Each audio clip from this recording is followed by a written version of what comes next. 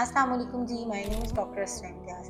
आज मैं आपसे इस वीडियो में बात करूंगी रीढ़ की हड्डी और उनसे मुंसलिक जो आपको मर्ज़ होते हैं उनके बारे में। बेसिकली हमारी जो पूरी रीढ़ की हड्डी है जो आपके हेड से लेके यानी आपके नेक से स्टार्ट होकर आपके लोअर बैक पे ख़त्म होती है, इसमें हमारी वर्टिब्रास के अंदर डिस्क पड़ी होती है। जैसे कि आप इसमें देख सकते हैं कि जो हमारी डिस्क है वो जेली लाइक फ्लूइड है। तो जो लोग जिनको कोई डिस्क बल्ज का इशू हो जाता है या कोई स्पाइनल कंप्रेशन हो जाती है, बेसिकली उनके साथ होता क्या है। फॉर एग्जांपल अगर किसी को स्पाइनल कंप्रेशन हुई है यानी हम कहेंगे कि जो इनके वर्टिब्रास हैं ये आपस में जो है वो कोलैप्स कर रहे हैं, उसके अंदर स्पेस कम हो गई है, जो आपकी एक्सरे में आता है कि खला का मसला हो गया। तो उसमें होता है क्या है कि जब आपके वर्टिब्रास कोलैप्स करते हैं तो इस तरह से पीछे से आपकी जो डिस्क है वो बाहर निकल आती है। वो बल्ज होके भी बाहर निकल सकती है या फिर प्रोट्रूड होके भी बाहर यानी फट के भी बाहर निकल सकती है। अब जब वो बाहर निकलेगी तो वो क्या करेगी कि उसके पीछे से हमारा हराम मग्ज़ गुज़र है, यानी जो हमारा स्पाइनल कंप्रेशन करवाएगी, हमारी नसों को प्रेस करेगी,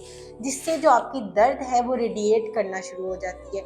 फॉर एग्ज़ाम्पल ये डिस्क यहाँ से निकली, आप देखेंगे कि इसने आपके स्पाइन का जो स्पाइनल कॉर्ड है उस पे कंप्रेशन दे दी है, उसको जो है प्रेशराइज़ कर दिया, जिसकी वजह से जो साथ-साथ इसके नर्व रूट है वो इम्पिंज हो जाएगा।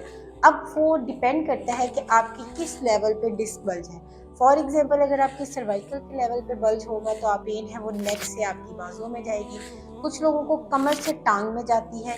तो अगर बल्ज आपके लोअर बैक पे होगा तो अब साथ में नर्व रूट कंप्रेशन होगा तो आपकी जो दर्द है वो सीधी कमर से आपकी टांग में चली जाएगी। और आपकी स्वेटी की जिनको बहुत ज़्यादा स्वेटी में दर्द चली जाती है वो उनको नमनेस भी यानी सुन, कीड़ियाँ चलना, टिंगली टाइप सेंसेशंस, इस तरह की चीज़ें जो हैं पेशेंट्स के साथ होना शुरू हो जाती है। अब अगर इस तरह का किसी को भी मसला हुआ है तो हम सोचते हैं कि इसमें आपको फ़ौरन से फ़ौरन सर्जरी की तरफ चला चाहिए।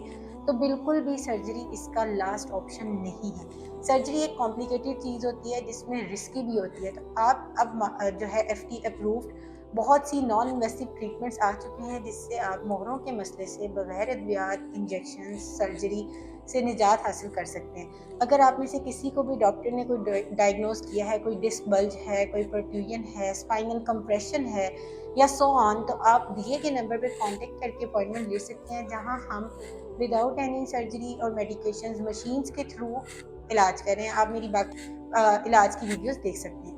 Thank you so much. Allah हाफिज़।